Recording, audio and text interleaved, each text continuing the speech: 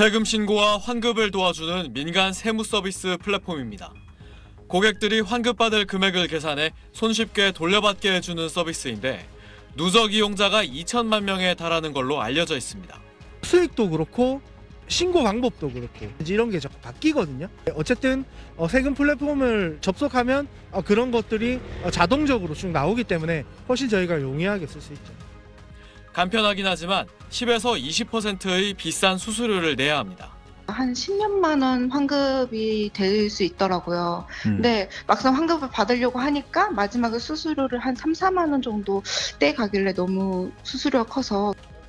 민간 플랫폼 이용자가 많아지면서 매년 5월인 종합소득세 신고 기간을 넘겨 신고하는 경우가 갈수록 증가했고 국세청 홈택스 서버가 마비되는 일까지 생겼습니다.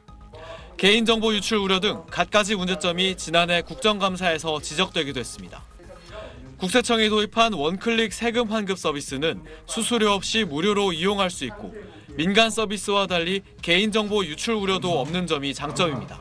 약 311만 명의 납세자에게 2,900억 원 규모의 종합소득세 환급 신고를 안내합니다. 서비스 개통 첫날인 오늘 오후 6시 기준 누적 접속 인원이 45만 명에 달했고 13만 명이 98억 원의 환급을 신청한 걸로 집계됐습니다. 국세청은 빅데이터 분석 방식으로 정밀하게 공제 요건을 검토해 과다 환급에 따른 가산세 위험 소지를 없앴다며 생업이 바빠 환급 신고를 놓친 납세자나 고령자들의 번거로움을 덜 수 있을 걸로 기대했습니다. SBS 이태권입니다. 한 기자, 국민들이 돌려받아야 될 건강보험료가 수백억 원씩이나 주인을 찾지 못한 채 쌓여 있다고요? 네, 이 국민에게 지급되지 못한 건강보험료 환급금이 지난해 9월 기준으로 327억 원이나 됐습니다.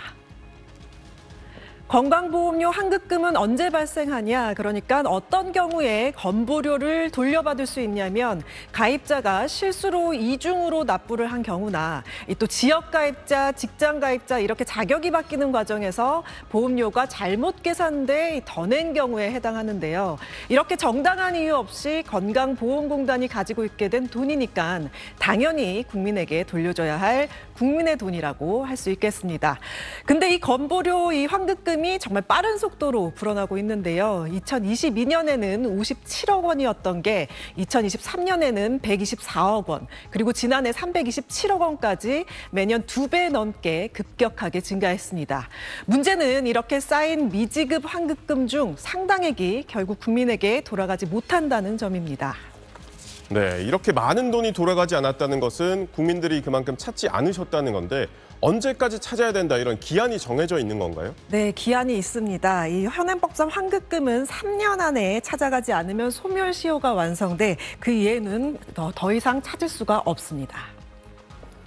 그렇다면 이 돈들은 어디로 가느냐? 이 건보공단의 호주머니, 그러니까 재정 수입으로 처리됩니다.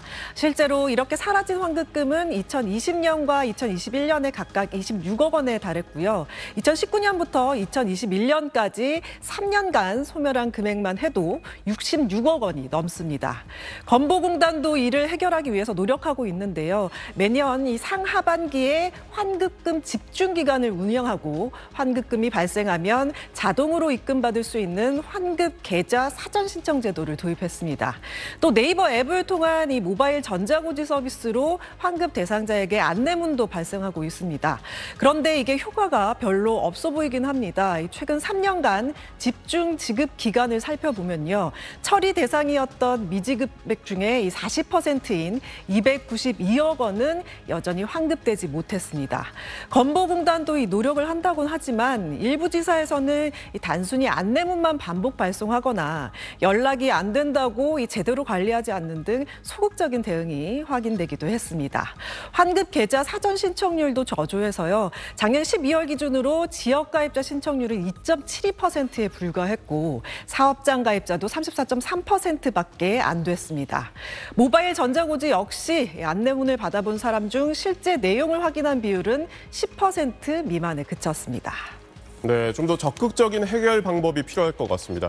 그래도 우리 친절한 경제 시청하시는 분들을 위해서 이 환급금 조회하고 신청하는 방법까지 알려주시죠. 네, 이 국민건강보험공단 홈페이지에 들어가시거나 스마트폰에 더 건강보험 앱을 설치하시면 조회와 신청까지 하실 수 있습니다.